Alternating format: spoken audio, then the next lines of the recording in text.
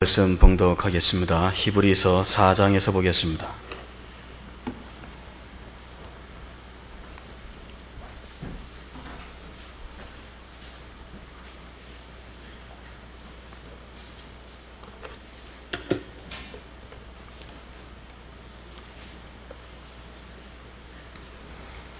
히브리서 4장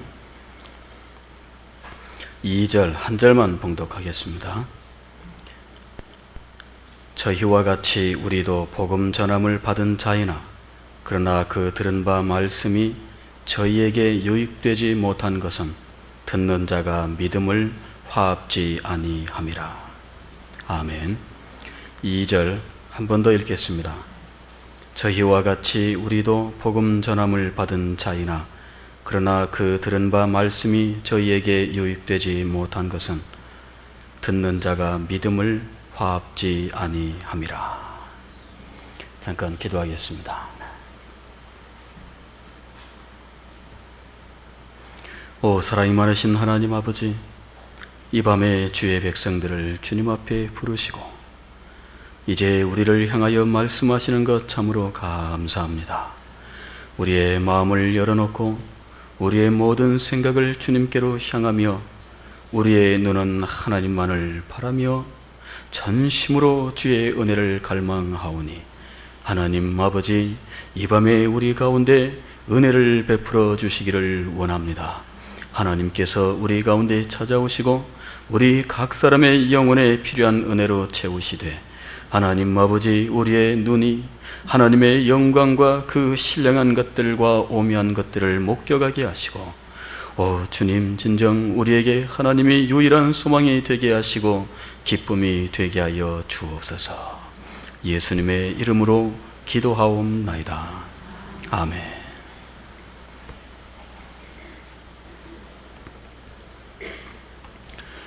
밖에서 비 내리는 소리가 아주 소란스럽죠. 바람도 불고. 그런데 딴 때 같으면 신경 쓰이고 왜 이렇게 시끄럽나 이렇게 생각될 텐데 오늘은 또 안 그렇네요. 그죠? 네, 오늘은 이렇게 또 오랜만에 가물었던 이 땅에 비가 내리니까 정말 감사하다 그런 마음이 듭니다. 이렇게 메마른 땅에 비가 내리는 것은 정말 우리의 마음을 시원하게 하고 우리에게 정말 기쁨을 주는 것입니다. 마찬가지로 우리의 메마른 영혼에 하나님께서 은혜의 단비를 내리시면 그것을 짜증스러워할 사람이 어디 있겠습니까? 오늘 이 밤에 하나님께서 우리에게 이렇게 놀랍게 역사하실 수 있기를 바랍니다. 이 이스라엘 백성들에 대해서 우리는 참 수수께끼 같은 민족이다 그런 생각을 언제나 하게 됩니다. 하나님의 큰 사랑을 입었지만 그러나 하나님의 큰 사랑을 놓치고 살았던 민족이 바로 이 이스라엘 민족이 아닌가 이렇게 생각을 하는 겁니다. 당장 눈앞에서 하나님의 권세와 능력을 목격하고도 그들은 하나님 앞에서 어쩌면 그렇게 쉬 등을 돌리고 떠나가는지 도무지 이해할 길이 없다 하는 것이죠. 저도 참 수수께끼예요. 아니, 성경을 읽으면서 이런 사람들은 우리 주변에서 쉽게 찾아볼 수 있을까? 그렇게 생각을 했습니다. 이 사람들은 참 보기 드문 정말 희귀한 사람들임에 틀림없다 그렇게 생각을 했습니다. 그리고는 나는 최소한 이 사람들과는 다르겠거니 생각을 하면서 한번 보십시오. 홍해를 건넌 다음에 미리암을 필두로 해서 이스라엘의 모든 여성들이 하나님을 찬양하던 때가 어제 같은데 그 사람들은 불과 며칠 안 가서 물이 없다고 하나님을 원망하지 않겠습니까? 그래 하나님께서 물을 내시니 그 물을 마시면서 해갈하지만 물 때문에 하나님을 원망하며 불평하면서 심지어는 모세를 죽이려고 하는 그런 그런 일들까지도 그 이후에 몇 번 더 반복한다는 사실이죠. 자, 민수기서를 읽어보게 되면 이스라엘 백성들이 광야에서 어떻게 살았는지 생생하게 나타나 있는데, 이 민수기는 그 백성들을 계수했다라고 하는 그런 의미를 가지고 있는데, 사실은 그 민수기 전반부하고 그 후반부에 각각 인구 조사가 기록이 되어 있습니다. 광야 생활 초기에 인구 조사가 한 번 있었고, 그리고 광야 생활 말미에 인구 조사가 한 번 있었는데, 그것이 민수기서에 기록이 되어 있죠. 그래, 민수기서는 이스라엘 민족이 광야에서 38년 동안 생활했던 그 생활을 기록한 책입니다. 그런데 그 책의 가장 처음 글자가 베밋바르라고 하는 말인데, 그건 뭐냐면은 광야에서 그런 말이에요. 그러니까 이 광야에서란 말로 이 민수기서가 시작되고 있어요. 첫 글자가 광야에서인데 마지막 끝날 때까지 이스라엘 백성들은 광야에서 생활을 합니다. 38년 동안.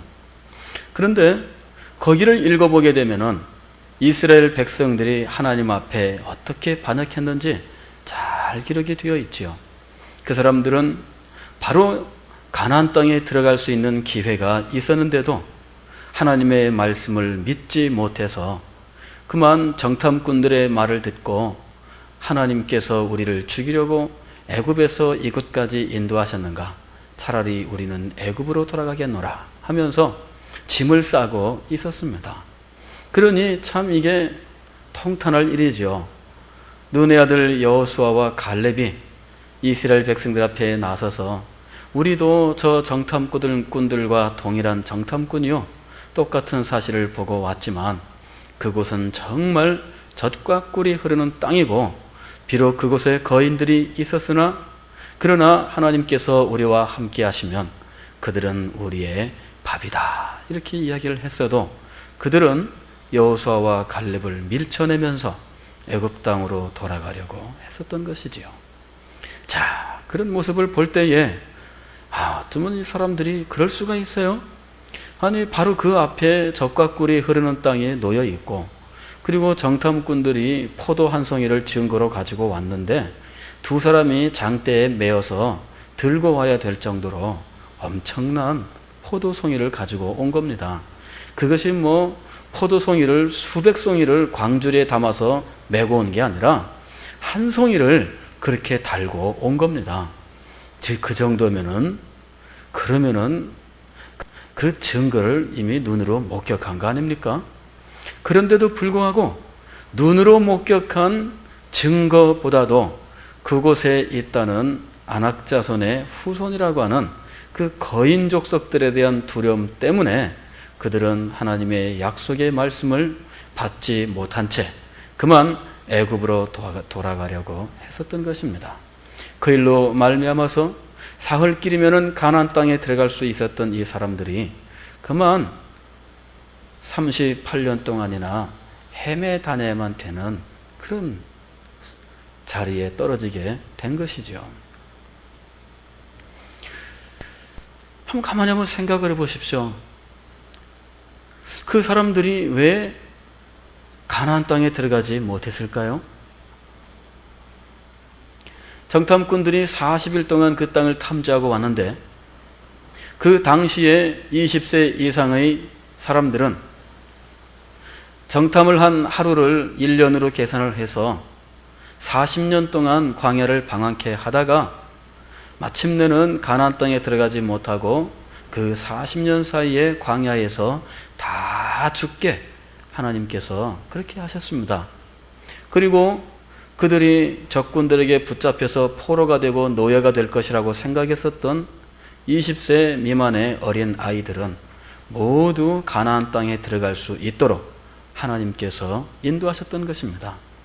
그 하나님의 조치는 이 사람들의 불신앙에 대한 조치였습니다. 자, 너희들이 나를 믿지 못했느냐? 좋다. 그렇다면은 너희들이 생각했던 그 모든 예상들이 틀렸다는 사실을 내가 보여주겠노라. 너희들이 생각하기에 우리 자녀들이 이제 그 안악자손들에게 붙잡혀서 노예 생활을 하게 될 것이라고 생각했지, 오히려 그들은 그 땅에 들어가서 그 땅을 정복하는 자들이 될 것이고, 그리고 너희들은 이 광야에서 모두 엎드러질 것이다. 거기에서 두드러지게 드러나는 것은 바로 믿음이에요. 믿음. 그들은 하나님의 약속의 말씀을 믿을 수가 없었습니다. 그것은 하나님께서 이미 그들의 조상 아브라함과 이삭과 야곱에게 주시기로 약속하셨던 땅이었습니다.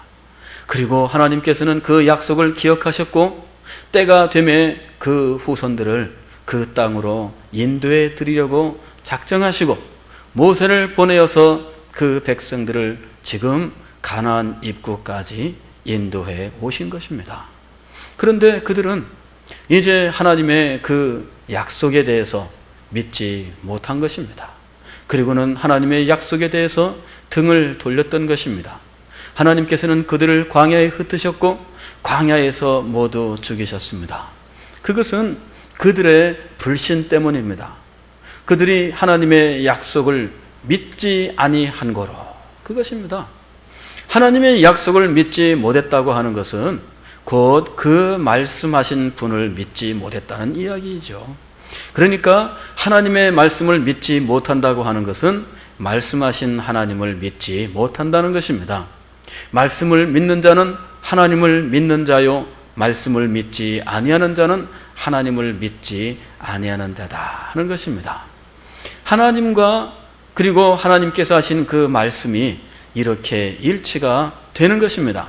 왜냐하면 하나님의 말씀은 하나님 당신 자신의 거룩하신 성품을 우리들에게 그대로 보여주는 것이기 때문입니다. 그리고 하나님의 말씀은 하나님의 성품과 하나님의 뜻을 우리에게 계시하시는 것이기 때문입니다. 이 하나님의 말씀은 믿음이 아니고서는 도저히 받을 길이 없는 것입니다. 우리는 이 원리를 분명히 기억을 해야 합니다. 하나님의 말씀은 신령한 지식입니다. 하나님의 말씀은 오묘한 것입니다. 이것은 사람에게서 나온 것이 아니라 하나님에게서 나온 것입니다. 그러므로 사람이 자기의 지성을 가지고 이것을 깨달으려고 아무리 노력을 해야 사실은 이 말씀을 깨달을 길이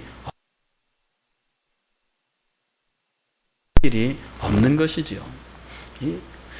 여러분, 성경 말씀을 그냥 정상적으로 글을 읽고 이해할 줄 아는 사람이 읽는다면, 그렇다면은 이 성경 말씀이 무엇에 대해서 기록하고 있는지는 알아낼 수 있지 않겠습니까? 이건 사실이에요. 글을 읽을 줄 아는 사람이 정상적인 그런 마음을 가지고 이 글을 읽는다면, 아, 이게 지금 무슨 말을 하고 있구나, 그 정도는 알게 되겠죠. 그리고 그가 이 글에 집중하고 이 글을 연구할 마음을 가지고 근면하게 부지런히 이 글을 읽는다면, 그렇다면 더 많은 것을 알 수 있을 것입니다. 그러나 여러분, 그가 그것을 읽는다 할지라도, 그리고 여기에 기록되어 있는 말씀의 내용들에 대해서 어느 정도는 이해를 한다 할지라도 믿음이 없다면 그 읽은, 그리고 그가 파악한 그 모든 교훈과 가르침들이 그에게 아무런 유익이 없다라고 하는 것입니다. 여러분, 이것은 굉장히 엄숙한 것입니다. 과거에 제가 대학 때 서양 사상사를 강의하는 교수님 한 분이 계셨는데, 그분이 강의 시간에 얼마나 탁월한 분인지 아주 제가 반했어요. 이스라엘의 그 히브리 사상, 그리고 헬라 사상, 이 두 개를 축으로 해서 서양 사상을 풀어내는데, 참 대단합니다. 강의를 듣는 동안에 이스라엘 역사가 줄줄줄 흘러나오고, 이 신학적인 이런 일들이 슬슬슬 입에서 막 흘러나오는데, 굉장합니다. 그분은 연세가 많이 드신 분이었지만은 매년 강의가 있을 때마다 강의안을 새롭게 쓰는 분이었습니다. 그 당시에 어떤 분도 계셨냐면은, 이 주머니에다가 강연을 꼭 넣고 다니는데 꺼내면은 얼마나 오래 썼는지 이 종이가 닳아가지고 본래는 네모난 종이였겠는데 타원형으로 된 그런 그 강연을 넣고 다니는 분이 계셨어요. 그리고 본래 색깔은 노란색이었는데 그 색깔이 얼마나 때가 탔는지 거의 회색같이 돼버린 그런 강연을 넣고 다니는 분이 계셨어요. 그래서 그걸 가지고서는 칠판에다가 메모해주고 그리고 끝나는 분도 계셨습니다. 참 요새는 그렇게 하면은 큰일 나죠. 예, 그러면 대학에 붙어 있습니다. 요새는 대학 교수들이 정말 피곤해 됩니다. 연구 성과도 내야 되고 학생들한테 강의 평가도 받아야 되고 굉장히 어렵죠. 근데 그 당시에는 그랬어요. 그러니까 한번 교수가 되면 교수 되기까지는 참 온갖 고생을 다 하지만 한번 교수만 되면 그다음부터는 만판입니다. 그야말로 만판이죠. 그런 때가 있었습니다. 그런데 그런 때에 이분은 강의할 때 보니까 왜 그 도서관에서 쓰는 노란색 종이 있잖아요. 그 메모 카드. 그 깨끗한 빳빳한 종이에다가 깨알같이 기록을 해와서 그걸 놓고 강의를 쭉 하는 거예요. 그래서 제가 연구실을 찾아갔습니다. 교수님, 제가 강의를 들으니 너무너무 깊이가 있고 그 다음에 그 강의안을 깨끗하게 준비하신 그것이 참 너무 감동적입니다 하고 물어봤더니 그분은 매년 똑같은 과목을 강의해도 전년도에 썼던 강의안을 그대로 쓰는 경우가 없답니다. 그분은 매년 강의를 새로 준비한대요. 그래 강의실에 이 바닥에까지 책을 이렇게 쌓아놨는데 사방에 책으로 쌓아놨는데 그게 다 그 과목 강의를 준비하기 위해서 참조하는 거예요. 갖다 놓고. 그러니까 매년 그렇게 성실하게 연구하는 분이니까 얼마나 깊이 있게 실력을 갖추었겠어요. 그런데 그분이 성경을 매일 읽는다는 겁니다. 성경을 매일 읽는데요. 그러나 성경을 읽는 목적이 달랐습니다. 연구를 위해서. 연구를 위해서 매일 성경을 읽는데요. 그리고는 그런 사람이니까는 왜 교회 문제건 무슨 문제건 그 얘기를 많이 하고 사람들은 또 그런 분에게 글도 청탁하잖아요. 자기가 기고한 글이라고 하면서 잡지 같은 것들을 보여주는데 통일교 책들을 보여주는 거예요. 그리고 저한테 주더라고 그거를. 그래서 제가 그걸 거기서는 받아들고 나왔지만 그냥 바로 휴지통에다 넣었습니다. 그리고 그 다음부터는 찾아가지를 않았어요. 그분은 성경을 매일 읽는 분이었고 벌써 수십 년 동안 그분은 자기의 연구를 위해서 성경을 읽는 분이었습니다. 그리고 각종 신학 서적도 읽는 분이었습니다. 교회 문제에 대해서 많이 알고 있는 분이었고 그런 쪽으로 글도 많이 쓰는 분이었습니다. 그러나 여러분, 그 영혼은 하나님과는 상관이 없는 영혼이었습니다. 평생 성경을 붙들고 있었고 평생 성경에 있는 일들을 강의하려고 하였었지만 그러나 막상 그 교훈과는 아무런 상관이 없는 사람이었습니다. 그 오직 유일한 이유는 그가 믿음이 없었다는 것이죠. 그 공부하고 있었던 이 성경 말씀에 그의 믿음이 화합지 아니한 겁니다. 그러니까 그는 성경 말씀하고도 전혀 상관이 없는 사람이고 그리고 하나님하고도 전혀 상관이 없는 사람이에요. 최근에 참 우리 기독교인들이 짜증나고 화나는 그런 일이 있었죠. TV에서 한 유명한 어떤 전직 교수가 동양 철학을 강의한다고 하면서 동양 철학 강의하면 그것만 강의하지 아니 왜 예수님은 자꾸 늘어지고 왜 성경은 가지고 나서고 그 난리를 치고 그래요.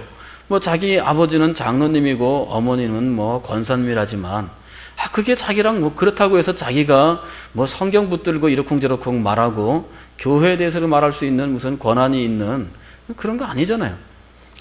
자기 강의만 하지 아니 왜 쓸데없이 성경 갖고 이러쿵저러쿵 해대면서 뭐 요한복음 앞으로 자기가 주석을 쓸 건데 이제 뭐 이제까지 나왔던 모든 주석을 완전히 다 뛰어넘는 뭐 어쩌고 저쩌고 하면서 막 난리를 쳐요.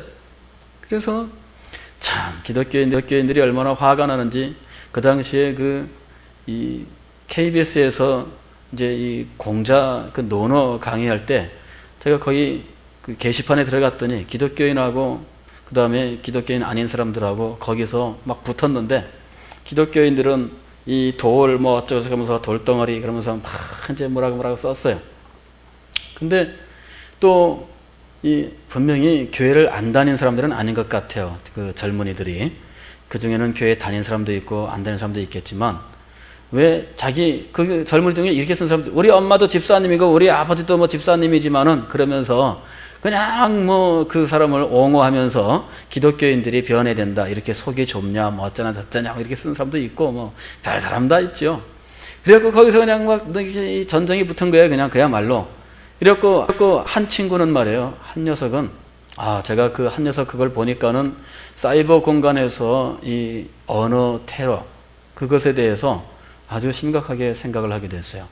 한 녀석이 글을 올린 기독교인들의 그 글마다 다 이렇게 글을 달았는데 뭐 너는 잘났냐 라든지 그 다음에 뭐 너나 뭐 나가 되자라든지 뭐 이런 식으로 글을 갖다가 답변을 그런 식으로 쭉 달아놓은 거예요. 그러니까는 그 화나대요. 그거 보니까는 아니 이런 놈이 다 있나. 그랬더니 그 녀석이 얼마나 못된 짓을 했는지 그 글을 쓴 이 기독교인들도 참 그 친구에 대해서 누구누구는 참 차마 또 이 모질게 말할 수 없잖아요. 또 그렇다고 참 우라통 터지더라고 그런 걸 보면서. 예. 근데 어쨌든 그런 일이 있습니다만은 그 사람이 전문가 이상의 지식을 가지고 있노라고 자랑하면서 그렇게 이야기를 하고 있었지만 그래요. 아마 그 사람이 아는 것이 아마 있었을 겁니다. 뭐 전혀 모르고서야 어디 뭐 말할 수 있겠어요? 웬만큼 알았겠죠. 그러나 어느 정도 말하는 얘기를 들어보게 되면 에이 뭐 저거는 완전히 뭐 저 수준 이하다 그런 식으로 생각되는 말들이 나오잖아요. 그분이 정말 뭐 자기가 뭐 하버드 박사고 뭐 어쩌고저쩌고 해도 알지 못하는 거는 가만히 있어야지.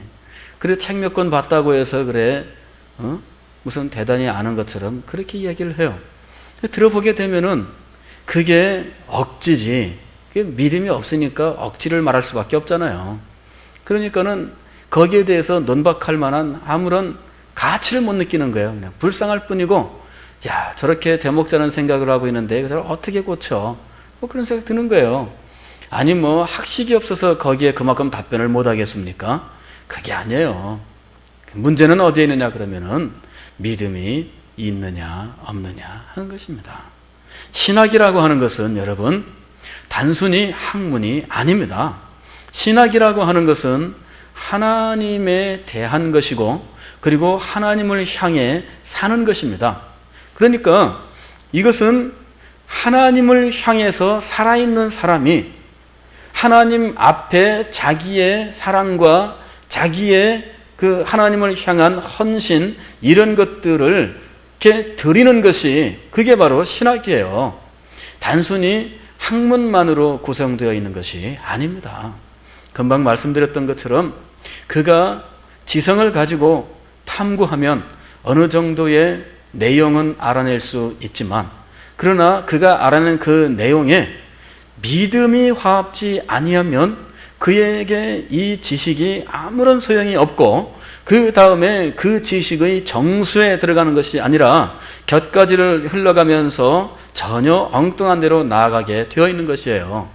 믿음이 화합지 아니한 성경 지식, 믿음이 화합지 아니한 신학 공부 이런 것들은 모두 어디로 흘러가느냐 하면 결국에는 이상한 방향으로 흘러가게 되어 있는 것입니다. 성경의 본래 의미를 밝혀내는 데에도 도움이 되지 아니하고 그리고 그가 공부했던 그 모든 것들이 그의 영혼과 마음에 아무런 유익이 되지 아니하는 것입니다. 바로 이것이 진리의 특성이에요. 하나님께로부터 우리에게 전달된 이 진리, 그리고 이 신령한 지식은 바로 이런 독특한 특성을 가지고 있는 것입니다. 믿음을 화합지 아니하면 하나님께서 우리에게 전달하신 그 교훈이 우리에게 아무런 유익이 되지 아니하는 것이었습니다. 히브리서에서 우리가 발견하는 이스라엘 백성들의 모습이 바로 그런 모습입니다. 그들은 하나님의 약속을 받은 자들이요, 그들은 하나님의 인도를 받는 자들이었습니다. 그들 가운데에 하나님의 영광의 구름이 함께 있었고, 그들 가운데에서 밤에는 그 기둥이 불기둥으로서 찬란하게 빛나고 있었던 것입니다. 그들은 그렇게 빛나는 구름기둥, 불기둥을 바라보면서 정말 경이로운 마음을 금할 길이 없었을 것입니다. 낮에는 구름기둥으로 그들은 낮에 해를 가리워 주셨고, 밤에는 그것이 찬란하게 빛나는 불기둥이 되어서 그 사막의 모진 추위를 막아주면서, 그리고 찬란하게 빛나는 그 구름덩어리를 볼 때에 그들은 정말 하나님의 영광을 경이롭게 바라보면서 경배하는 자리에 나아가게 되었을 것이라고 생각하는 것입니다. 그럼에도 불구하고 그들은 그렇게 목격한 것들이 그들의 영혼에 도움이 되지를 아니하였고, 하나님의 약속을 받은 자들이었으나 그러나 그 약속이 그들에게는 아무런 유익이 되지 아니하여 결국은 광야에서 모두 엎드러져 죽어야만 했었던 것입니다. 그런 모든 일들의 가장 근본적인 원인은 바로 믿음을 화합지 아니하였기 때문입니다. 사도는 히브리서를 기록하면서 바로 그 이야기를 하고 있는 것입니다. 저희와 같이 우리도 복음 전함을 받은 자이나 그러나 그 들은 바 말씀이 저희에게 유익되지 못한 것은 듣는 자가 믿음을 화합지 아니함이라. 그러므로 저들과 동일하게 복음 전함을 받은 우리도 믿음을 화합지 아니하면 그러면 그 복음이 유익되지 못하니라. 이게 지금 그렇게 기록하고 있는 겁니다. 저들과 같이 우리도 복음 전함을 받은 자이나 저들이 믿음을 화합지 못하여 들은 바 그 말씀이 유익되지 못한 것처럼 오늘 우리도 들은 바 그 말씀에 믿음을 화합지 아니하면 들은 바 그 말씀이 유익되지 못합니다. 그것을 오늘 여기에서 우리에게 가르치고 있는 것입니다.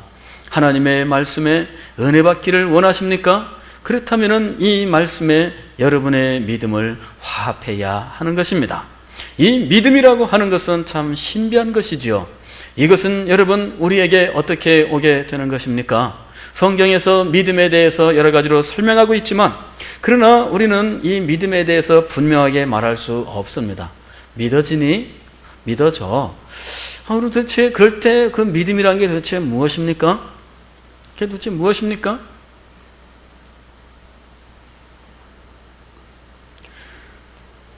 히브리서 11장 1절을 보게 되면 믿음에 대해서 굉장히 수수께끼 같은 그런 말로 기록을 하고 있습니다. 믿음은 보지 못하는 것들의 바라는 것들의 실상이요 보지 못하는 것들의 증거니, 그렇게 얘기하고 있잖아요. 그게 도대체 무슨 의미입니까? 그게 아니 바라는 것들의 실상이요 보지 못하는 것들의 증거라니, 아니 도대체 이게 무슨 말입니까? 이해할 수가 없어요. 우리가 예수님을 믿으면서도 도대체 이 믿음이 뭔지 설명하라 그러면 참 설명하기가 쉽지가 않죠. 예? 도대체 믿음이 무엇입니까?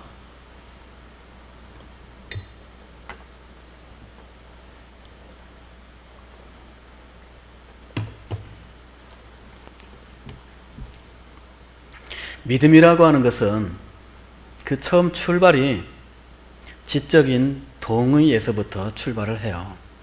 무슨 말씀이냐면은 하나님께서 우리에게 하나님에 대한 모든 일들을 말씀하시면서 그것들을 하나하나 증명하시고 우리에게 증거하시는데 우리가 그것을 하나하나 받으면서 마치 증거를 하나하나 검토해 나가듯 하나님께서 우리에게 말씀하신 일들을 하나하나 검토하면서 이것은 틀림없는 증거라고 인정을 하게 되는 것이죠. 그래서 그 증거를 하나하나 검토해 나가고 그리고 그 증거가 틀림없다고 인정하는 그 작업은 바로 지적인 작업이에요. 그것은.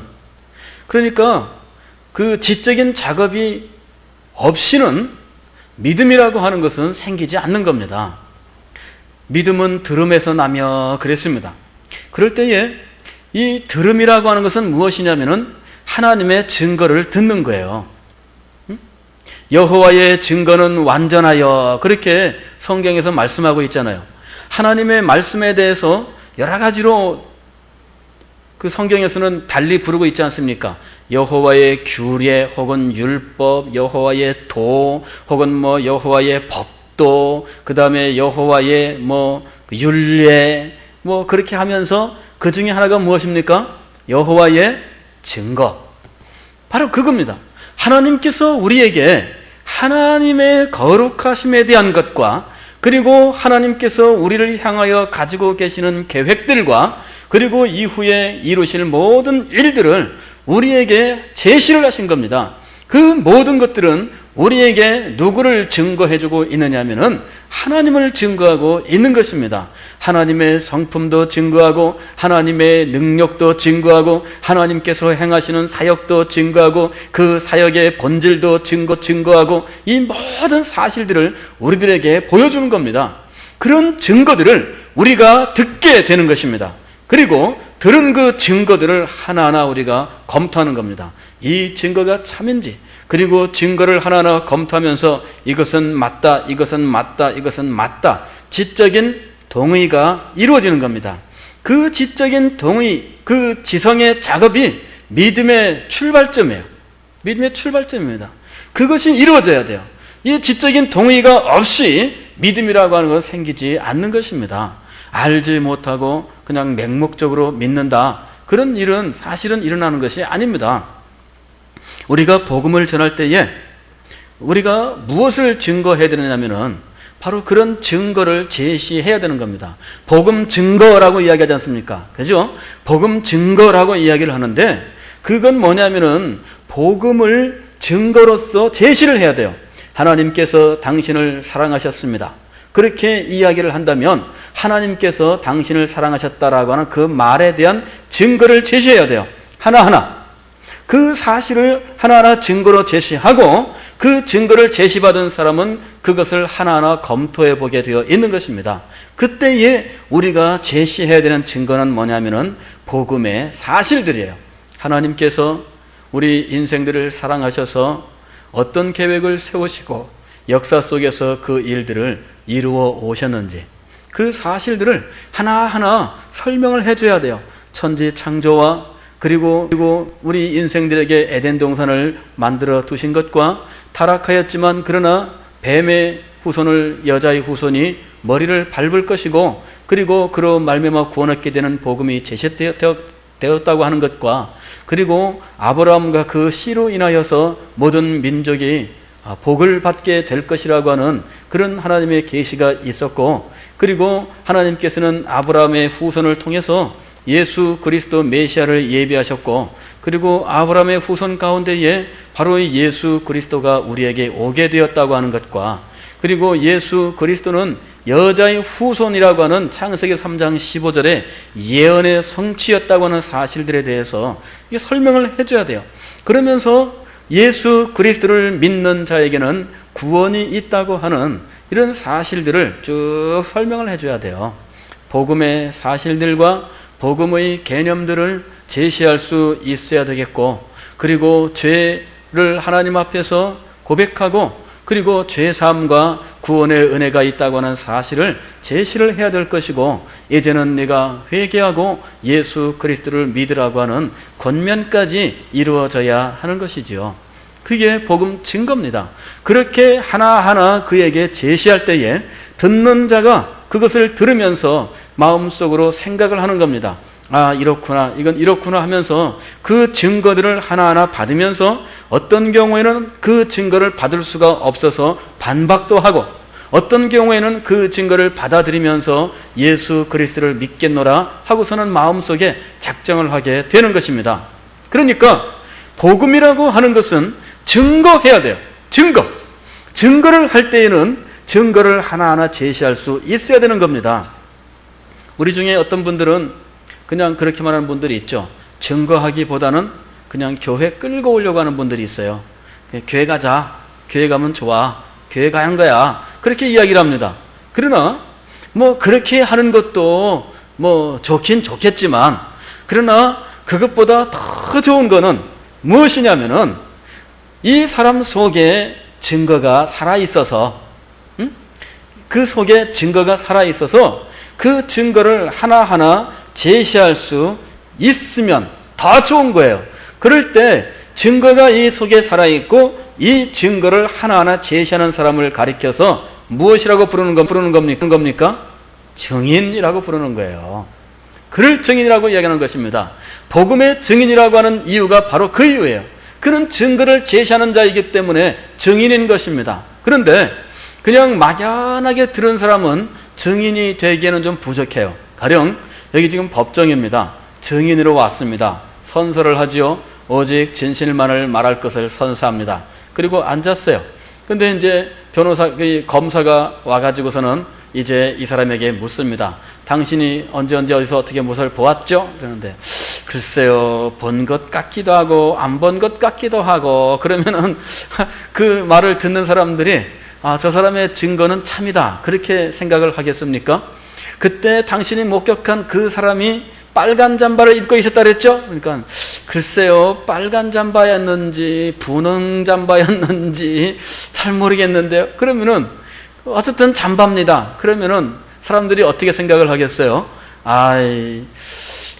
좀 신뢰성이 좀 떨어진다, 그렇게 생각하지 않겠습니까? 그 사람이 그 현장에 있었던 것은 사실이에요. 그러나 그 현장에 대해서 증언하기에는 뭔가 좀 부족하죠.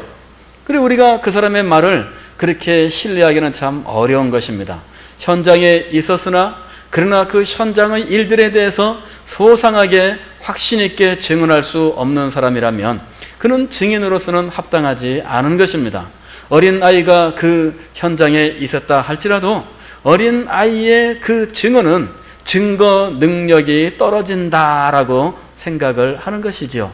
그래서 아이들의 그 증언이 결정적으로 작용하는 경우는 오늘날 사회 법정에서도 그렇게 많지 않습니다. 왜냐하면 아이들은 그 현장을 목격했다 할지라도 그 현장에서 일어난 일에 대한 판단력도 떨어질 뿐만 아니라 실제로 일어난 일을 목격했다 할지라도 그것을 본대로 진술할 수 있는 능력이 떨어진다고 보는 거예요. 증인의 자격은 무엇이냐면은 그것을 분명히 목격을 했고 그리고 그것을 있었던 그대로 다시 재현할 수 있는 능력이 있어야 될 것이고, 그리고 재현한 그 일들에 대해서 판단할 수 있는 능력이 있어야 돼요. 그래야 그가 온전한 증인이죠.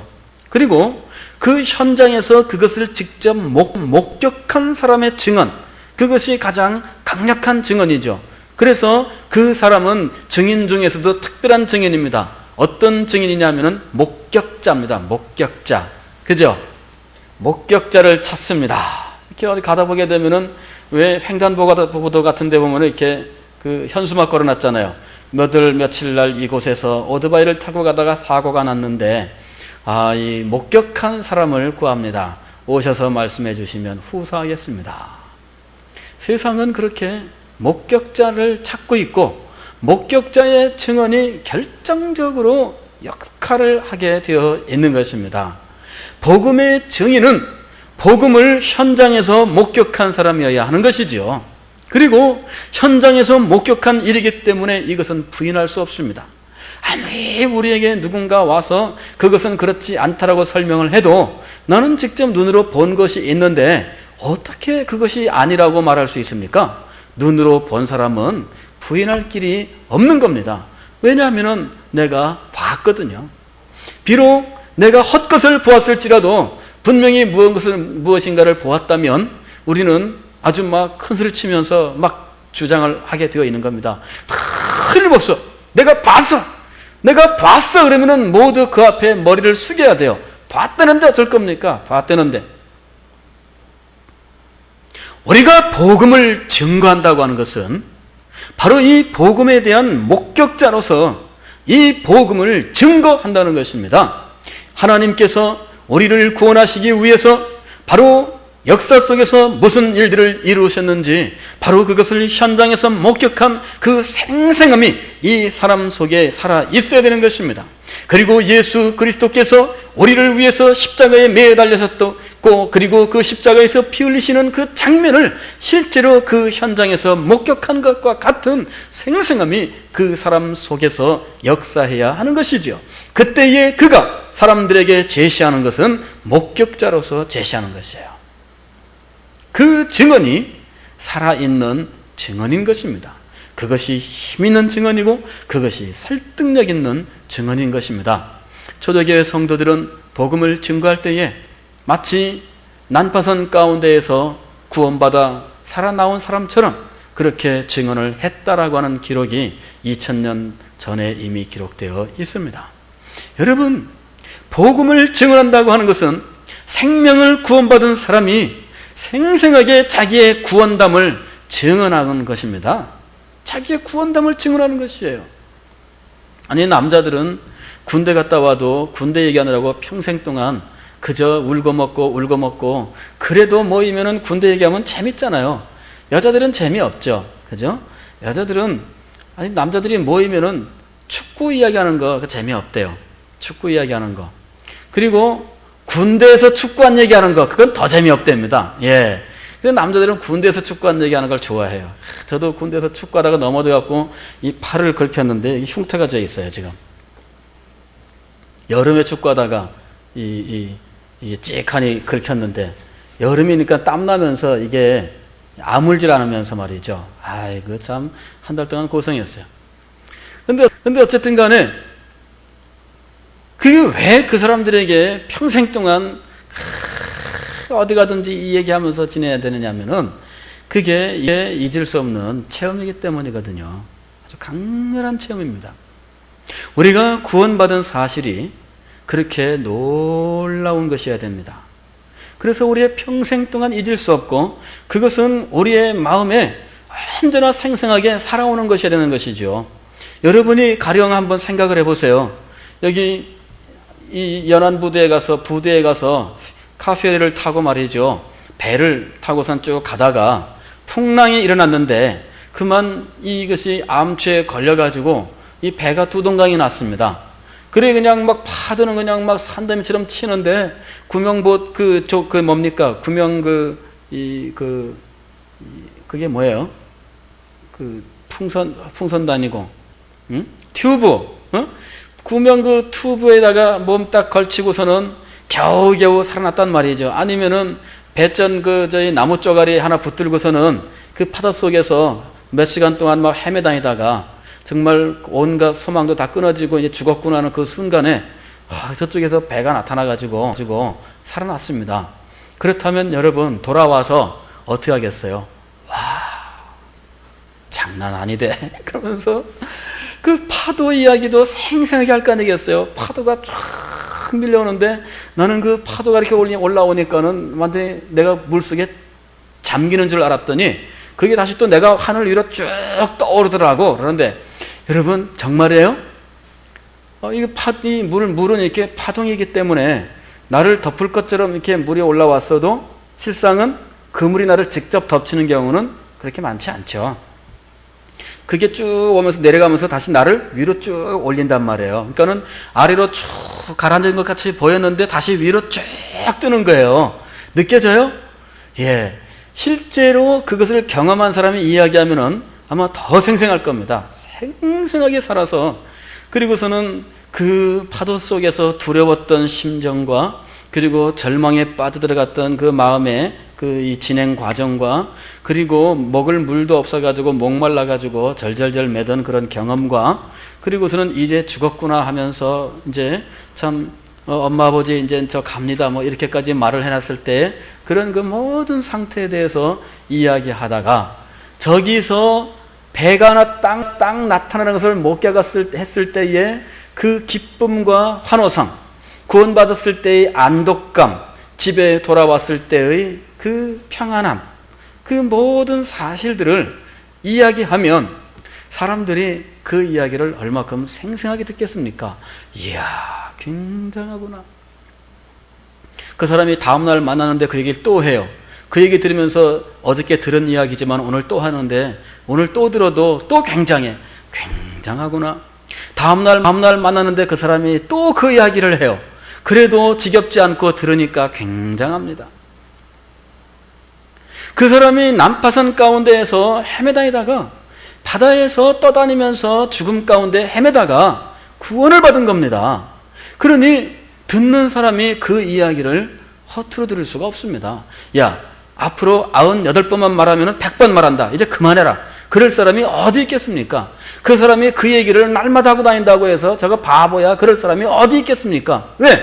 실제로 난파선 가운데서 구원받았고 그는 죽음 가운데 살아난 사람이기 때문에 그 이야기를 하는 것이 당연한 것이고 그 이야기는 그의 평생 잊을 수 없는 그리고 그 이후에 평생의 삶을 규정짓는 가장 중요한 사건인 겁니다. 그거 이야기한다고 해서 누가 바보라고 하겠으며 그 이야기를 할 때에 자기의 마음속에 내가 이거 말하면 사람들이 나 욕하겠지 그런 생각이 어디 있겠어요? 자기는 이건 말하고 싶은 마음이 이 속에서 막 올라오는데 그죠? 그래갖고서는 조금만이라도 자기 그 사건과 연관되는 단어가 나오면은 꼭 그 얘기로 가려고 하는 거예요. 야, 우리 해수욕장 그러면은 해수욕장 바다? 야, 바다면은 내가 과거에 그러면서 바닷속에서 그다음에 이번에 북한에서 상선이 남제주 해협에 상선 배 내가 타고 가다가 배가 깨졌는데 뭐 얘기가 나올 거 아니에요. 누가 비슷한 이야기만 하면은 언제든지 그걸 기회로 해서 내가 겪은 그것을 말하고 싶어지지 않겠습니까? 우리가 받은 구원이 바로 그런 겁니다. 우리가 받은 구원이 바로 그런 거예요. 그래서 누군가가 나무 그러면 나무는 십자가 아니냐? 나무에 달린 자보다 저주받은 자라고 성경에서는 말하고 있는데 그것이 바로 예수님의 십자가를 말하는 거야. 그렇게 이야기할 거 아니겠어요? 그러면 이 사람은 나무 그랬다가 괜히 십자가까지 듣게 되는 겁니다. 그러나 나는 어때요? 나는 당연히 그것을 말하고 싶은 겁니다. 하여튼 조금만 연관성이 있다 하면은 그것을 기회로 해서 내가 받은 구원을 말하고 싶은 거예요. 그것이 내 마음속에서 견딜 수 없이 쳐 올라오는데 이것을 참을 길이 없는 겁니다. 그래 말하는 겁니다. 그때 그의 말에는 힘이 있고 그의 말에는 생명력이 있는 것입니다. 그래서 그의 증거는 살았고 라고 하는 것입니다. 하나님의 말씀은 바로 이렇게 우리에게 전달되고 있는 것입니다. 하나님의 말씀은 바로 이렇게 우리에게 생생하게 전달되고 있는 것입니다. 하나님께서는 오늘날에도 이와 같이 설교자를 세우셔서 우리 모든 성도들에게 하나님의 말씀을 이렇게 생생하게 전달하게 하시는 것입니다. 설교자는 하나님 앞에 있는 사람이요, 설교자는 하나님의 음성을 들은 자요, 설교자는 하나님의 말씀을 경험한 자요, 설교자는 하나님의 말씀에 자기의 생명을 거는 자입니다. 설교자는 하나님의 말씀을 증언하는 자요, 그 증거를 생생하게 간직하고 있는 자인 것입니다. 그가 그 증언의 생명을 상실한다면 그는 더 이상 설교자가 아니라고 하는 것이지요. 설교자는 하나님께로부터 보냄을 받은 자인데 그는 하나님께로부터 말씀을 받아서 이 말씀을 전하도록 보냄을 받은 자들입니다. 그는 하나님을 대면한 자요, 그는 하나님의 모든 심정을 그 마음속에 간직한 자인 것입니다. 그리고 하나님의 뜻을 자기의 뜻으로 삼아서 그 뜻을 이루는 일에 자기의 평생의 삶을 바치기로 결심을 한 자요, 실제로 그렇게 하나님 앞에 무릎을 꿇고 나가는 자인 것입니다. 그렇게 설교자가 하나님의 말씀을 생생하게 그리고 차근차근 마치 증거를 제시하듯이 모든 성도들과 그리고 모든 사람들에게 하나님의 일들을 증언해야 되는 것입니다. 하나님의 말씀은 이렇게 우리에게 증거로 선포되고 있습니다. 그것을 들을 때에 우리는 하나하나 생각을 해야 됩니다. 그러므로 너희는 생각하라. 이것이 말씀을 전하는 사람들이 항상 듣는 모든 성도들에게 권면하는 첫 번째 말인 것입니다. 그러므로 여러분은 생각하십시오. 제가 여러분에게 드리는 말씀 하나하나를 주의 깊게 들으시기를 바랍니다. 그리고 들은 바 그 말씀에 대해서 하나하나 여러분들은 깊이 생각하시기를 바랍니다. 과연 이것이 그러한지 여러분들은 생각하시기를 바랍니다. 생각하는 것을 멈추지 마시기를 바랍니다. 그리고 그것이 참된 증언이거든 여러분은 그 증언에 인정하는, 그 증언을 동의하는 그런 지적인 동의가 있어야 하는 것입니다. 믿음의 출발은 바로 이렇게 지적인 동의로 우리에게서부터 시작되고 있는 것입니다. 자, 그런데 두 번째는 무엇이냐 그러면은 지적인 동의는 언제나 지적인 동의로 끝나지 않습니다. 우리에게 있어서 지적인 동의라고 하는 것은 우리의 의지의 작용이 항상 거기에 오게 돼 있죠. 자, 믿음이라고 하는 것은 전 인격적인 과정인데 첫 번째로 지적인 동의로 우리에게서부터 시작되지만 지적으로 동의한 일들에 대한 우리의 마음의 수용이 있어요. 우리는 그런 거죠. 들어보니까 그 말이 맞아요. 그러면 어떻게 돼요? 그래, 네 말이 맞다. 그러면서 그 말을 어떻게 해야 돼요? 받아들이게 되는 겁니다. 받아들이는 것이에요. 받아들이는 것이 무엇이냐면은 영접입니다. 영접. 영접하는 자, 곧 그 이름을 믿는 자들에게는 그랬지 않습니까? 받아들이는 거예요. 들어보니 예수님이 틀림없구나. 들어보니 예수님은 하나님께서 보내신 분이구나. 들어보니 예수님은 하나님의 아들이요. 예수님이 바로 나의 죄를 대신해서 십자가에 달리셨고 피를 흘리셨구나. 그렇게 지적으로 동의를 하잖아요. 들어보니. 그리고 나서 들어보니 하면서 내가 인정을 하였을 때 나는 그것을 마음속에 받아들이는 거예요. 그것이 바로 영접입니다. 두 번째 과정은 마음속에 받아들이는 겁니다.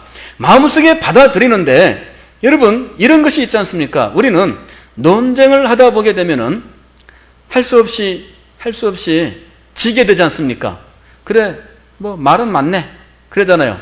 그럴 때 말은 맞네. 그럴 때 어때요? 받아들인 겁니까? 받아들이지 않은 겁니까?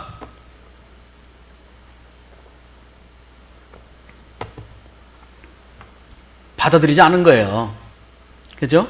예, 말은 맞네. 예수쟁이들 말은 잘한다. 그렇잖아요. 여러분 친구들하고 얘기해 보셨어요? 얘기만 한참 하다 보게 되면은 열변을 토하죠. 저쪽에서도 반론을 막 가해옵니다.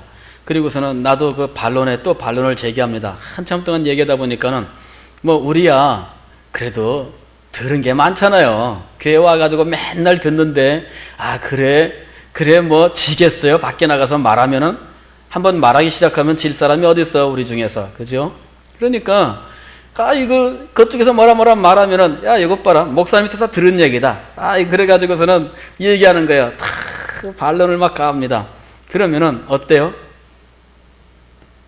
꼭 그 다음에는 뭐라 그래요? 예수쟁이들은 말은 잘해. 졌어? 말은 잘해? 그래 너 말 잘한다. 그러면 끝나는 거야. 그냥 받아들였을까요? 안 받아들였을까요? 안 받아들인 거예요. 대학 때 우리 같은 과에서 이제 왜 학교 강의 끝나면은 이제 어울릴 그런 기회들이 있잖아요. 그래 한 번은 이 저녁 때 모임이 있어서 한 모임에 참석을 했는데 또 그렇게 이제 술잔이 오고 가는 그런 좌석이 되다 보면 반드시 그 중에 예수 믿는 사람이 있으면은 꼭 교회 얘기 술 한잔 기울이면서 꼭 그렇게 깔짝깔짝 긁어오는 사람이 꼭 있어요. 거기 가면은. 왜냐면은 나는 콜라 마시고 있으면은 그 보면은 눈꼴 시거든. 자기는 소주 마시는데 이 콜라 마시거든요. 그러면은 꼭 이렇게 깔짝깔짝 이게 시비 걸어오는 사람이 있다고. 그래 저도 대학 때 이렇게 시비를 걸어와요. 모임에 갔는데 내가 뭐 이제 자기 소주 마신다고 내가 뭐 시비 건 적 있나요? 왜 시비를 걸어? 그래가지고서는 저한테 뭐 이 얘기를 하는 겁니다. 성경이 믿지 못할 말들이고 뭐 어쩌고 저쩌고 막 이렇게 하면서 막 얘기를 해요. 그러면서 저보고 증명을 해보라. 증명을 해봐라. 하나님 어떻게 한번 증명을 해봐라. 이게 증명을. 여러분 증명해보라는데 증명할 수 있겠어요? 없겠어요? 그래서 제가 이야기를 했습니다. 자, 보시오. 가장 정확한 학문이 무엇이냐? 그랬더니 자기 입으로 수학이라고 이야기를 합니다. 가만히 보면은 수학이 가장 정확한 학문이죠. 그죠? 예. 수학은 답이 반드시 정확하게 나오게 되어 있어요. 그 과정도 합리적이고 논리적인 절차를 따라서 답이 나오게 되어 있고 그 답은 누구나 일치하게 되어 있습니다. 이 사회과학이나 인문과학에서는 답은 일치하지 않아요. 이 사람은 이 말하고 저 사람은 저 말하는데 수학만큼은 그렇게 할 수가 없어요. 문제 내놓으면 답은 똑같아야 돼요. 그러니까 가장 정확한 학문이 수학이다. 그러면 너 그 수학은 증명을 다 해내기 때문에 네가 지금 정확하다고 하는 모양인데 수학을 보게 되면은 그 가장 출발점에는 증명 없이 시작하는 걸 네가 아느냐? 그랬더니 무슨 말이냐? 수학에 보게 되면은 정리가 있고 그 다음에 그 정리는 뭐냐면은 이 증명된 사실을 정리라 그래요. 가령 무슨 말씀이냐면은 우리 또 연세 많으신 분들 어렵다고 생각하지 마세요. 삼각형의 내각의 합은 180도다. 그러면은 맞죠? 예. 그런데 그것은 증명할 수가 있어요. 선을 그어가면서 증명하면은 증명됩니다. 예전에는 중3 때 증명했는데 지금은 몰라요. 어느 몇 학년에 증명하는지 모르겠지만 하여튼 증명을 해냅니다. 그러니까 정리라고 하는 것은 이 증명이 된 사실이에요. 증명이 된 사실. 그러니까 그것은 증명이 된 사실이니까 다시 말할 필요 없고 그냥 그렇게 말하면 되는 거예요. 말할 때마다 일부러 증명할 필요가 없어요. 정리는. 그러니까 이미 증명이 다 끝난 사실은 그냥 사용하는 겁니다. 자, 그러나 증명하지 않고 처음에 증명 없이 자명하다고 인정되는 어떤 것들은 그냥 증명 않고선 그냥 시작을 해요. 그게 뭐냐면 공리라고 부르는 거예요. 공리. 그거는 증명이 필요 없어요. 증명하려고 해도 안 되는 거예요. 그거는. 왜냐하면은 증명하려고 하면은 이상하게 돼버리거든. 가령 점이다. 그러면 점은 공리에 해당되는 거예요. 그거는 증명할 필요가 없어요. 점은 점이에요. 다만 이 점에 대해서는 이렇게 설명을 합니다. 위치만 있고 크기는 없습니다. 위치, 점 하나 똑 찍어놓으면 위치만 있죠. 그러나 크기는 없대. 그리고 선이라고 하는 그것도 공리예요. 그건 점이 움직여간 자취가 그게 이제 선입니다. 그런데 가만히 보면은 점이라고 하는 것은 크기는 없는데 위치만 있대요. 그래서 제가 그 사람한테 그랬습니다. 야, 이게 공리다, 공리. 근데 봐라. 이 공리는 증명 없이 자명하다고 인정하는 진리라고 그렇게 정의를 내리고 있는데, 자, 어떻게 이게 자명하냐? 점이라고 하는 것은 큰 점도 있고 작은 점도 있는데 점은 크기가 없다고 자명하다고 이야기를 하는데 넌 점 찍을 때 큰 점 찍고 작은 점 찍지? 이게 증명 없이 어떻게 자명하다고 인정할 수 있냐? 더군다나 선이라고 하는 것은 그 크기가 없는 점이 움직여갔기 때문에 선도 두께는 없는 거예요. 이게 원래는.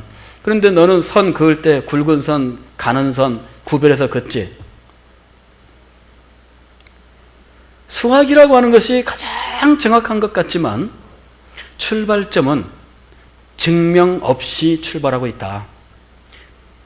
공리라고 하는 것을 인정해야만 그 다음부터 증명이 가능해지는 학문이 바로 수학이다.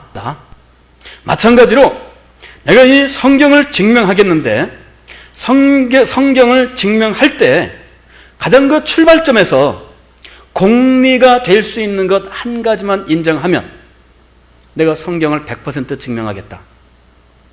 그건 뭐냐면은 하나님이 살아계신다.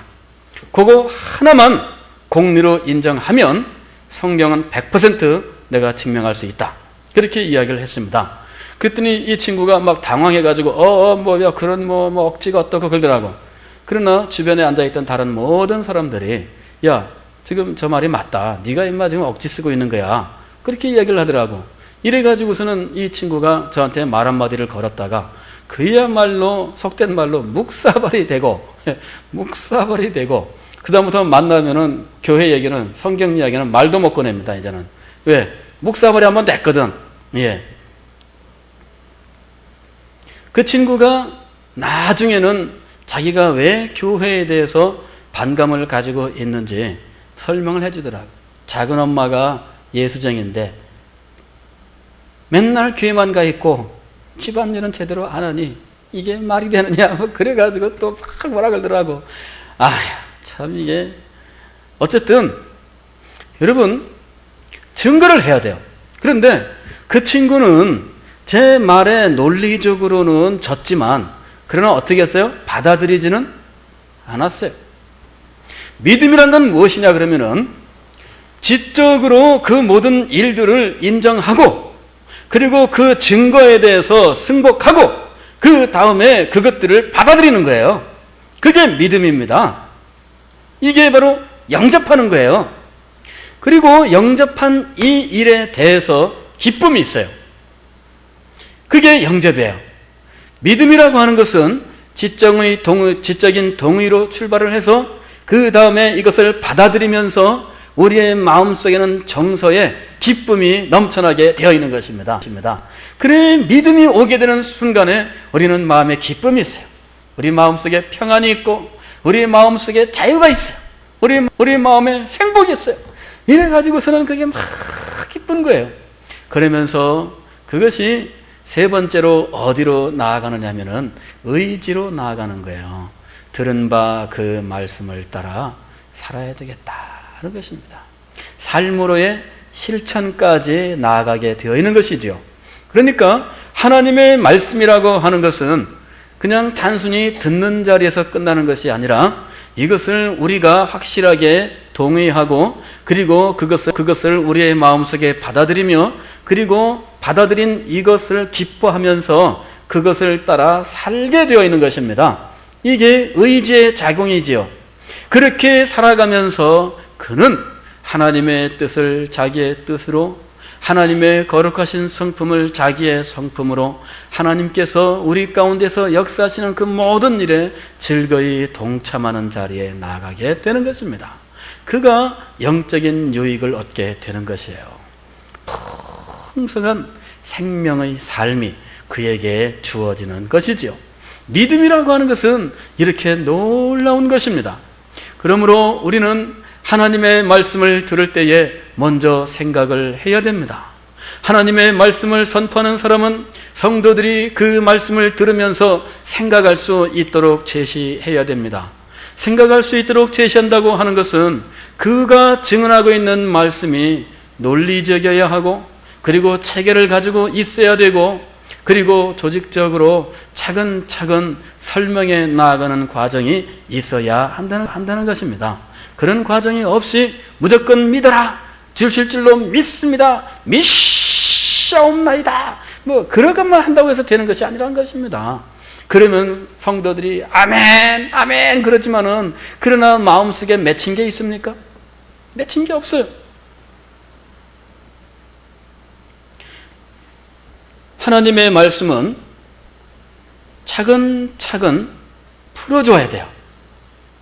예수님께서도 누가복음에 엠마오로 가는 길에서 두 제자를 만나서 성경을 풀어주실 때에 제자들이 어떻게 증언하냐면은 성경을 풀어주실 때에 우리의 마음이 뜨겁지 아니하더냐 그렇게 증언을 하고 있는 것입니다. 예수님께서 제자들에게 하셨던 일이 무엇이냐면은 성경을 풀어주시는 일이었습니다. 하나하나 성경 말씀을 풀어주니까 그 말씀을 들으면서 정말 그렇구나. 내가 전에는 알지 못하였는데 구약 성경이 바로 그런 의미를 가진 것이었구나. 그것을 알게 되는 겁니다. 그것을 깨닫게 되는 순간 그의 마음속이 뜨거워지더라 하는 것입니다. 바로 그것입니다. 하나님의 말씀이 은혜가 되는 과정이 바로 그것이에요. 그러므로 하나님의 말씀을 선포하는 것은 성도들이 생각할 수 있도록 제시가 되어야 하는 것입니다.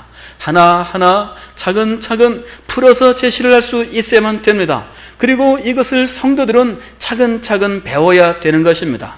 그리고 배우되 그저 어느 한 가지 사실만 단편적으로 배우는 것이 아니라 성경 전체에 나오는 그 교훈의 전부에 대해서 배워야 하는 것입니다.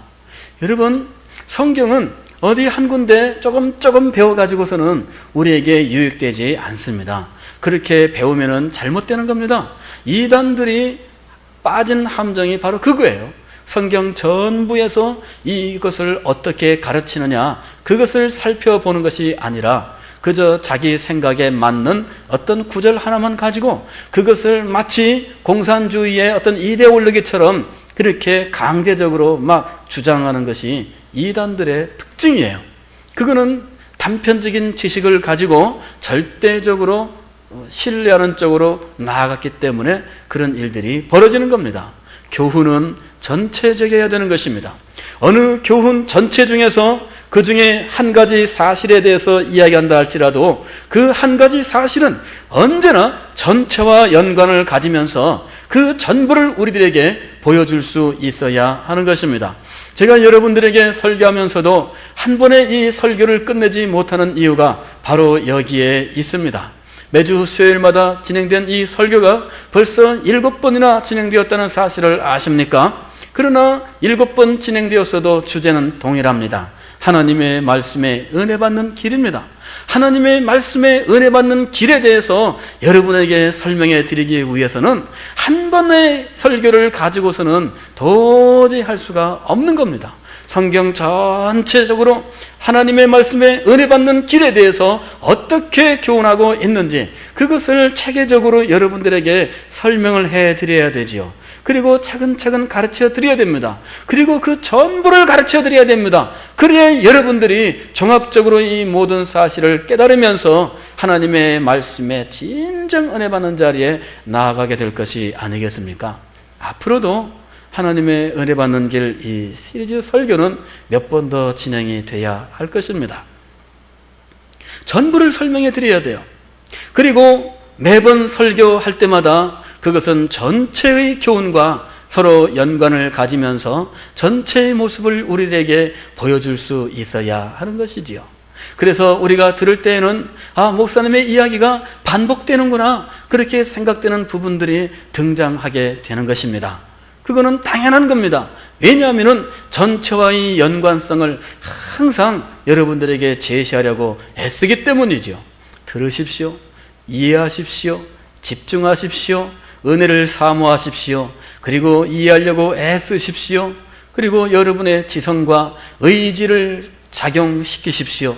여러분들은 말씀을 들으려고 여러분의 의지를 동원해야 됩니다. 그리고 여러분들은 그 들은 바 말씀을 믿음으로 화합하여 영접하고 받아들이며 그리고 들은 바 말씀을 따라 살기 위해서 여러분의 의지를 동원해야 됩니다. 그런 모든 말들은 처음부터 지금까지 일관되게 여러분들에게 증언하고 있는 내용인 것입니다. 그러면서도 그 매 한 단계 한 단계마다 여러분들에게 강조해서 세세하게 설명을 드리기 위해서 애를 쓰고 있는 것입니다. 하나님의 말씀은 바로 이렇게 우리에게 선포되어야 하는 것입니다. 그래야 성도들은 볼 수 있는 눈이 열리게 돼요. 하나님의 말씀을 볼 수 있게 되고 하나님 말씀의 교훈을 보게 되고 그 말씀, 그 교훈의 전체적인 윤곽을 볼 수 있게 되고 그리고 윤곽을 알게 되면서 숲속에 들어가서 나무 하나하나를 실제로 살피며 경험하는 그런 일들이 일어나게 되는 것입니다. 하나님의 말씀에 은혜 받는 길이 바로 거기에 있는 것이지요. 오늘 우리는 하나님의 말씀을 들을 때에 믿음을 화합하는 자리에 나가야 할 것입니다. 믿음을 화합지 아니하다가 들은 바 그 말씀에 유익되지 못하여서 멸망당했던 이스라엘 백성들, 그들은 우리에게 바로 교훈이 되고 있는 것입니다. 그는 우리에게 반면의 교사가 되어서 우리로 하여금 그렇게 해서는 안 되겠다라고 하는 강력한 생각을 갖게 하고 그들과는 반대로 가야 되겠다라고 하는 생각을 갖게 하는 것입니다. 그러나 반면 교사는 우리에게 참으로 위험한 부분들도 있는 것입니다.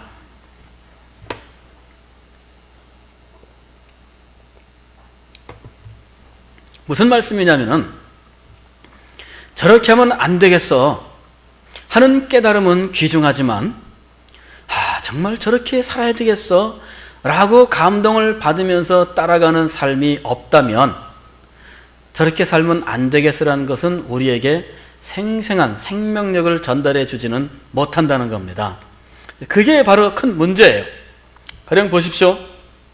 우리가 선배들을 보면서 저렇게 하면 안 되겠지, 나는 나중에 저렇게 안 하겠어, 그런 생각을 갖죠. 저도 그런 생각을 갖고 지금까지 왔습니다. 그러나 지금까지 와서 제가 느끼는 건 뭐냐면은 이제 지금까지의 모든 삶을 평가하면서 제가 정직하게 그러면서 안타깝게 생각하는 것이 무엇이냐면은 정말 내가 본받고 싶고 내가 정말 저렇게 살아야 되겠다라고 하는 그런 긍정적인 면을 보여주는 그러한 교사를 만나지 못한다면 그는 생명력을 간직한 채 살지는 못한다는 겁니다. 나는 저렇게 안 살겠어, 그 마음만을 가지고 그 반대로만 산다고 하는 것은 참 피곤해요. 그러면서 그 제대로 사는 삶은 다시 또 모색해야 되는 거예요. 힘든 겁니다.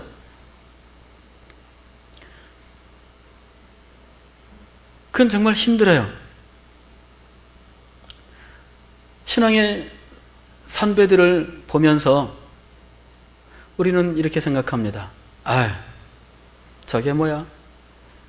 난 저렇게 안 돼. 난 나중에 나이 들어도 나 교계에서 위치가 좀 돼도 난 저렇게 안 할 거야. 그렇게 하면서 20년 동안을 살아보십시오. 그 사람 인격이 어떻게 형성되겠습니까?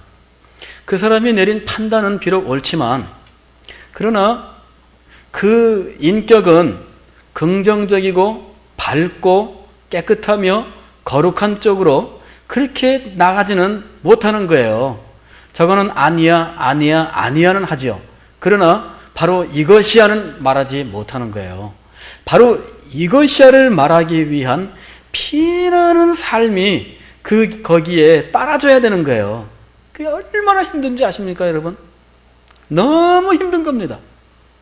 그러나 저거는 아니야 라고 하는 사실을 발견한 사람이 바로 이것이구나 하는 것을 목격하게 된다면 그는 그 삶이 놀랍게 변화되는 겁니다.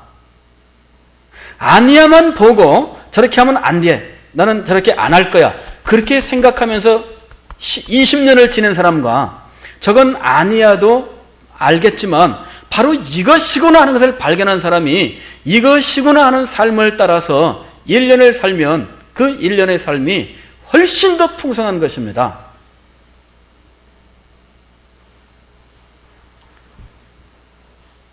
여러분, 이 오묘한 도리에 대해서 깨달음이 있어야 됩니다. 아니야 말하기는 참 쉽습니다. 그러나 바로 이거야, 바로 이것이 주님을 섬기는 삶이고 바로 이것이 주님을 기뻐하는 삶이고 바로 이것이 주님의 사랑을 받는 삶이야. 그런 삶을 여러분들이 목격하셔야 됩니다. 그리고 여러분은 그 삶을 사셔야 돼요. 너무 중요한 것입니다.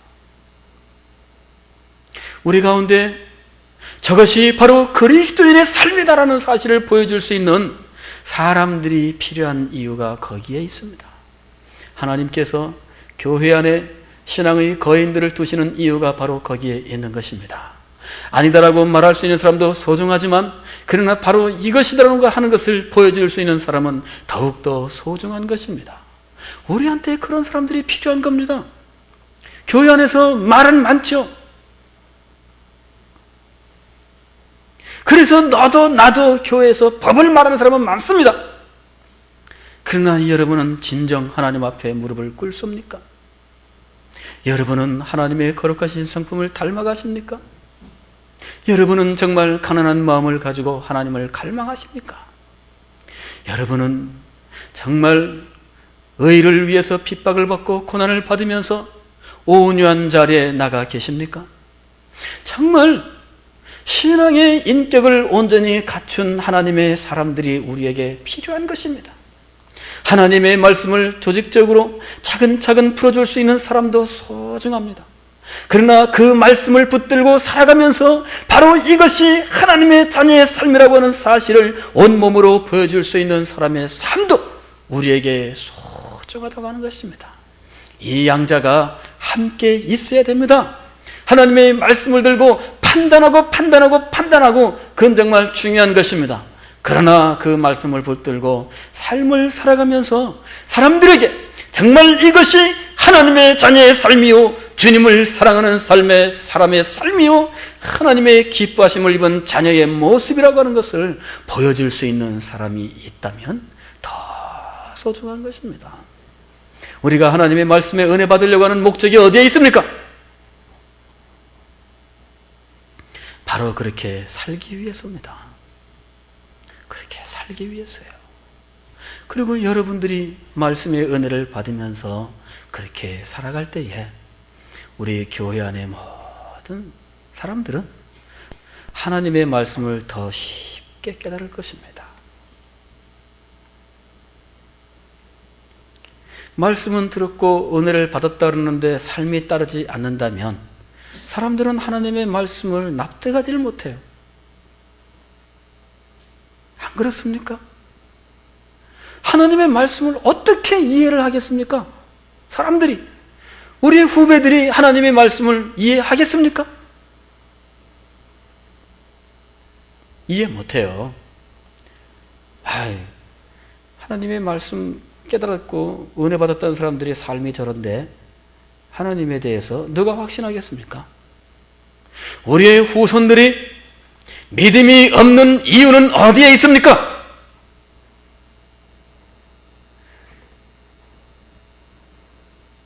우리의 후대가 하나님의 말씀의 은혜를 받지 못하는 이유가 어디에 있습니까? 먼저 된 우리가 하나님의 말씀을 가리고 있기 때문입니다. 나는 은혜를 입었다 하고 나는 깨달음이 있다 하고 나는 믿음이 있노라고 이야기하지만 그러나 실상은 여러분의 후대들이, 여러분의 지도를 받는 사람들이 여러분을 볼 때에는 하나님의 말씀을 도무지 이해할 수 없는 것입니다.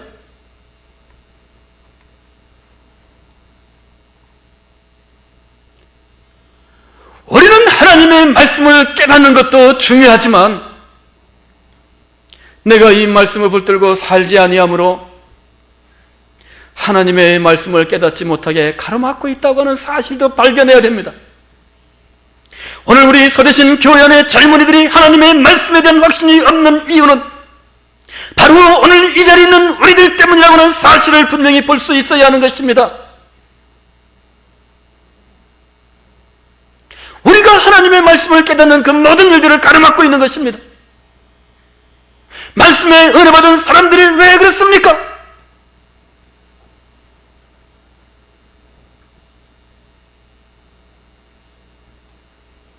내가 진정 하나님의 말씀에 은혜 받은 적이 있습니까? 진정 은혜 받은 성도의 삶이 그렇습니까?